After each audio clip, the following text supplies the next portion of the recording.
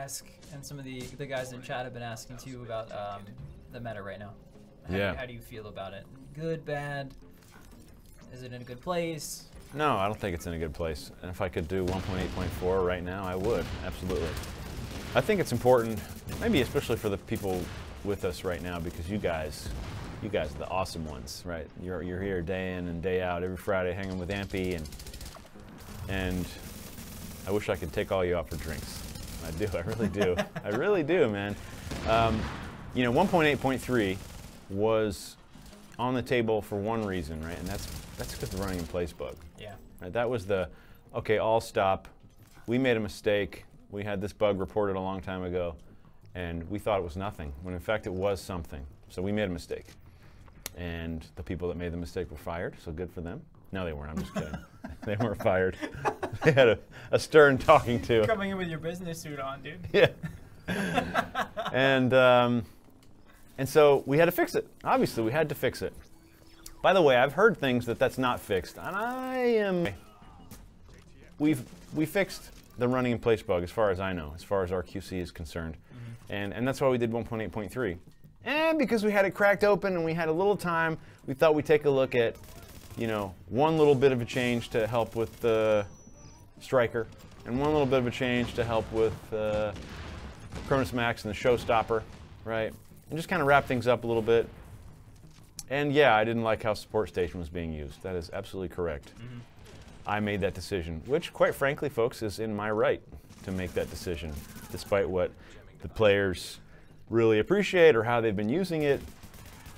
It's a shared experience, and you know, we're trying to create an experience, and it might be different than the experience that has been in place for some time. Yeah. And maybe we're molding an experience for what's to come in the future. You know, grand plans and all that business. Anyhow, the idea wasn't to fix the meta with 1.8.3. The idea wasn't to finally create PvP balance. That wasn't the intent. We didn't have the time for that. It would take, you know, 6 months and PTSs and, you know, all kinds of, probably an ETF and a serious investment, because we have a complicated game. You guys all know that. Our game is complicated. So, to say that we would fix the meta with, you know, our Striker adjustment and our Showstopper tweak and our Support Station, you know, change. Yeah. You know, that's just not the case. Yeah. Maybe 1.83 as a patch was blown out of proportion. Maybe it was, maybe it wasn't. If it was, then of course it's our mistake for blowing it out of proportion. You know, maybe it shouldn't have even been a 1.8.3. Maybe it should have just been a, hey, we did some stuff. We fixed some things, instead of a, this is a patch. Right. I mean, it was a patch, but, you know. Managing expectations. And Yeah. So, sure, there's definitely meta problems. I'm not happy. And you know what? I hear through the grapevine that some players aren't happy too. And I respect that. And you guys know how I feel about communication, as long as it's constructive. Chat. So, let's see. With the DZ and TD2, have you guys thought about separating the player base into two different DZs? One for solo, duo size groups, and one for trios and squads. Solo players are a significant disadvantage when encountering squads. However, I understand it's a hard decision because that's a good question. Who wrote that question? Want to scroll over for me? Oh. Just so I... Sir Dareth. Good question. You can scroll back down. Yeah, we have thought about it, in fact. I can't comment on the plans. We've only made a public statement that there will be a Dark Zone in the division. To my knowledge, we haven't had any other release statements. Did we say anything else at PAX? Nope. Nope. Okay, so we have thought about that. Of course, matchmaking is something that's very important for us in the Dark Zone. We've learned a lot from the first game about the Dark Zone, and so we're applying a lot of that information. And also, you know, we kind of want to stay on the cutting edge. I really think the Dark Zone was on the cutting edge. Dude, you're that guy. It was a unique experience, and we want to recreate sort of that uniqueness. But you also have to remember, though, the Dark Zone is supposed to be a place with no rules. So while I understand, hey, maybe matchmaking is the kind of rules we can have, let's also bear in mind that you go in with the knowledge that it's not fair. You make your own fairness, right? And that happens to be, well, if you have more people, you're going to have an advantage, plain and simple. I'm not saying you're not correct. Solo players are at a strong disadvantage, and I realize a lot of A lot of players these days do solo, and I totally get it. All right, another question. Terry, 8-man raids from Suspicious Pixel. Will it have a good clan integration system inspired from games like Destiny 2 and Warframe? I can't give you the exact details, Pixel, but I can say that clans are a feature and raids are a feature, and I think it would be very smart to integrate those as much as possible. Terry, are you guys going to tweak the Nomad and Predator's Mark meta? I want to say Darth Amphetamine, but that's not. Dart the Phantom. Dart the Phantom. Reading is hard, man. It is hard. Jeez. I make video games, man. I don't write novels. I would like to. That's what I would like to. Rip my ears. Buzz, I'm sorry. Buzz, thank you for the shirt, man. Thank you. Please. Miss Salami. That's a funny name. Are we going to have to break the game with gear set glitches to get them fixed? Oh, that's a good question. You can't actually expect me to answer that, right? Because if I said, well, no, of course not, then that has an implication. But if I was like, yeah, you got to break the game, baby. You got to break it in order for us to do anything. That also has an implication, right? So, kind of a loaded question, although I appreciate your candor. Tell me this, will there be something for healers in PvP in TD2? Well, I can't tell you exactly, Grigo. I can't physically say yes or no, because that's spoilers. But I can tell you one thing, Shade Tech's cool. I'm going to leave it right there. That's all I'm going to say. I'm going to tease you that one, bro. I'm going to say, Shade Tech's cool. Right? That's all I'm going to say. There you go. So because you said I would, Terry, how do you differentiate a nerf versus a balance? Oh, good question. See, DeCorpus was buttering me up. Oh, I mean, comes back. An example says, Terry, you realize you're a meme in the community, right? Sure, man. What do you think? How do you think I feel about that? Especially with your laughter after. Sounds great. Really appreciate that. Thanks for the troll, bro. There you go. Yep. Now, how do I interpret balance versus nerf? Nerf. Well, I mean, you're kind of walking a fine line there. Like, balance to me means realigning things so there's an equilibrium. A nerf to me means making something not as desirable. It's not just about I took damage number A and moved it, right? I think that's a tough distinction. I think we could probably have a long talk about that, because I also think it's based on context. Anyway, that's a good question. Very good question. What about you? How do you interpret a nerf versus a balance change? For example, I think the support station, let's see, how would I describe that? The change we made to the support station, that was a nerf. We nerfed that. Like, the functionality stayed the same. We altered the functionality, we altered the timing of it, so it's not as effective as it was instantly. That was a straight up nerf.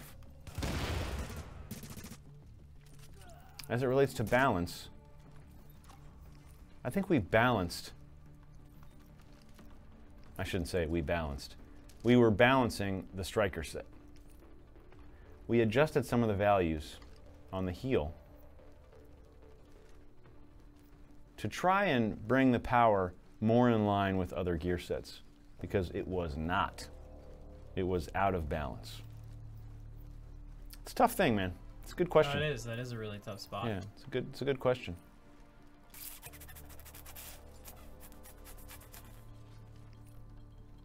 DeCorpus says he's going to hit you up on Twitter because it's too long to type out in chat. Oh, I dig that. Yeah, absolutely. I dig it. Buzz, you want me to shoot where the enemies are, not where they're not? Yeah, I'm trying, dude. Don't make me take the shirt off. Don't make me take the shirt off. Terry, was that nerf a way of preparing people for Division 2 since the time to kill might be higher? Well, if you've watched any of the footage, you can see that the Division 2 is pretty lethal. And, you know, one of the big rubs on the first game was how incredibly spongy it was. And let's be frank, like, you know, we've played into those hands, you know, with stamina builds and stuff like that. Time to kill. I would say time to kill is high right now in Division. It takes a long time to kill someone. I've heard people reference time to kill in a bunch of different ways. But here in the studio, if time to kill is high, it takes a long time. If time to kill is low, it takes a short time. So time to kill in the sequel to this video game will be faster.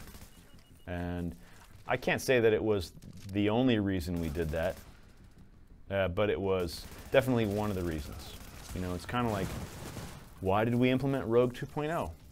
Well, to see how people would respond, to see what the community thought, to see how it was embraced, to see what would happen with the numbers, because we knew we were making a second game.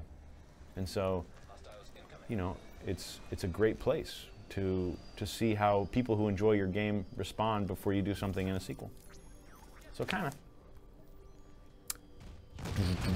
Have there been any changes or tweaks to Div 1 that were done to see how it might improve gameplay? Yes, absolutely, Splinter.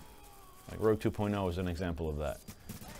If you're talking about balance changes, that's probably the most visible example of them. You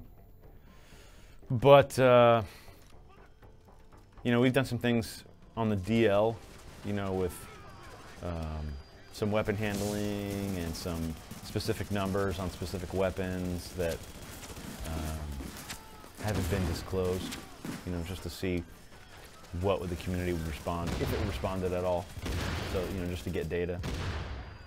It kind of sounds insidious a little bit. Like we're like, let's change things and not tell anyone and see, you know, but that's not really the case. But, you know, we're watching. We're watching. Terry, will there be any further incursions or missions transitioning the storyline to Division 2? Not that I can talk about, Pirate. Not that I can talk about. Get Wrecked says, can you reduce the Nomad proc chance to 30%? Well, I can't say that we'll do that exact thing. But if we crack the game open, we'll definitely look at Nomad. I still want to look at the Tommy gun. That's always been something I've wanted to do for a long time. People just need to say, go ahead and do it. Hey, look at those guys just standing there. That's very nice. I'll just shock myself in the meantime. Because it feels good. Terry, although... F-Shep's here, I'm sorry. F-Shep. Hi, F-Shep. What up, F-Shep? Hey, girl! There was a question that I missed. Can you take your hands off the video game? Sure. Thanks. Through all the different iterations, what was the shortest time to kill that you experimented with, and what was the longest? That's a cool question. Follow up, how is the time to kill in Division 2 compared to Division 1? Right now, the time to kill in the Division 2 is faster than the time to kill in Division 1. There's a lot more lethality. It's the easiest way to say it. And it's intense. I'll say that. It's definitely intense. In the first game, what was the shortest time to kill we had? I don't know, probably at launch. I'd have to think that that was one of the failures of our beautiful classified gear sets, was increasing the kill time. You know, it made people a lot harder to kill in several circumstances. And when it was just Hexo, you know, people were just dealing with, you know, exotics and high ends, I think time to kill. Terry, was that nerf a way of preparing people for Division 2 since the time to kill might be higher? Well, if you've watched any of the footage, you can see that the Division 2 is pretty lethal. And, you know, one of the big rubs on the first game was how incredibly spongy it was. And let's be frank, like, you know, we've played into those hands, you know, with stamina builds and stuff like that. Time to kill. I would say time to kill is high right now in Division. It takes a long time to kill someone.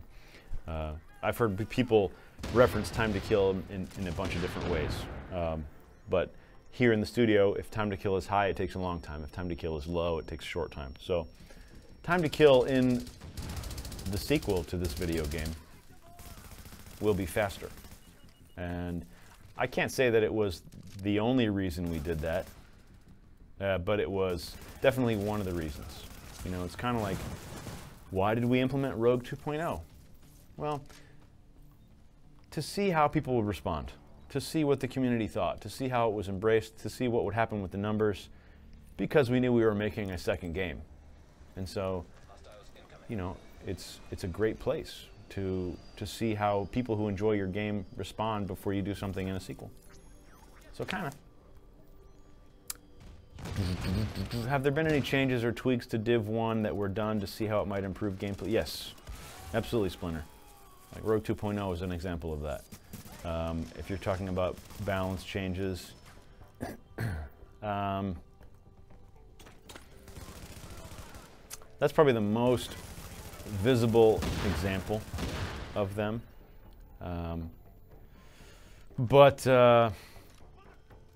You know, we've done some things on the DL, you know, with some weapon handling and some specific numbers on specific weapons that